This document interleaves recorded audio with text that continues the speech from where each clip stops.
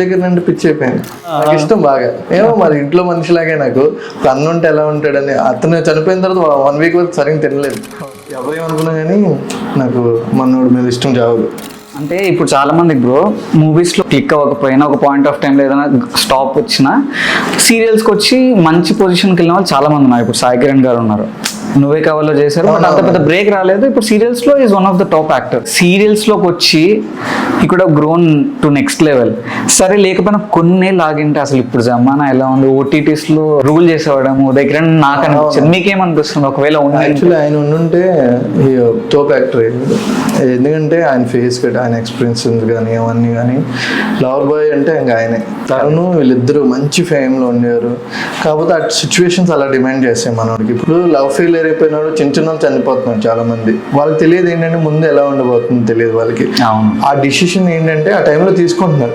అంటే వాళ్ళు ఎంత డీప్గా ఉంటే ఆ డిసిషన్ తీసుకుంటారు. అంటే ఒక పర్సన్ లోపల ఎంత బాధపడుతున్నప్పుడు ఎవరు మాట్లాడరు బ్రో.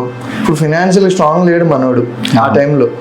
ప్రాజెక్ట్ లాగిపోతున్నాయి, ఇంట్లో ఇబ్బందులు లైక్ వైఫ్ నుంచి అయినా ఏదైనా కానీ. సో నేను అదే అంటాను, వాళ్ళ స్ట్రగ్లింగ్ ఏముందో తెలియదు. అప్పుడు ఈ రీల్స్ లేవు, ఇవి ఏం లేవు బ్రో, ప్లాట్ఫామ్స్ ఓటీటీ లేవు, ఏం లేదు.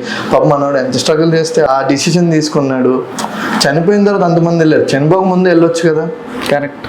ముందు ఎవరైనా వెళ్ళి మేమున్నాము అని వాళ్ళు ఆఫర్స్ ఇవ్వకపోయినా మనిషికి కొన్నిసార్లు ఫినాన్షియల్ గా కాదు ఎమోషనల్ గా కూడా హెల్ప్ చేస్తే అది ధైర్యం ఇస్తుంది బ్రో. ఏమో నాకు రెండు చాలా బాధ పెట్టాయి బ్రో. ఒకటి సుశాంత్ సింగ్ రాజ్పూత్, ఎక్స్ట్రీమ్లీ టాలెంటెడ్.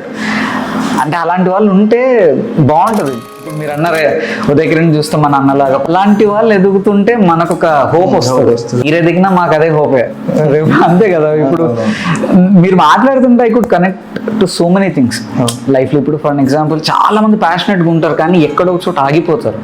వాళ్ళందరికీ మీ సక్సెస్ ఏంటంటే, మీ సక్సెస్ మీకు ఎంత ఇంపార్టెంటో రేపు వాళ్ళందరికీ ఒక హోప్ లాగా.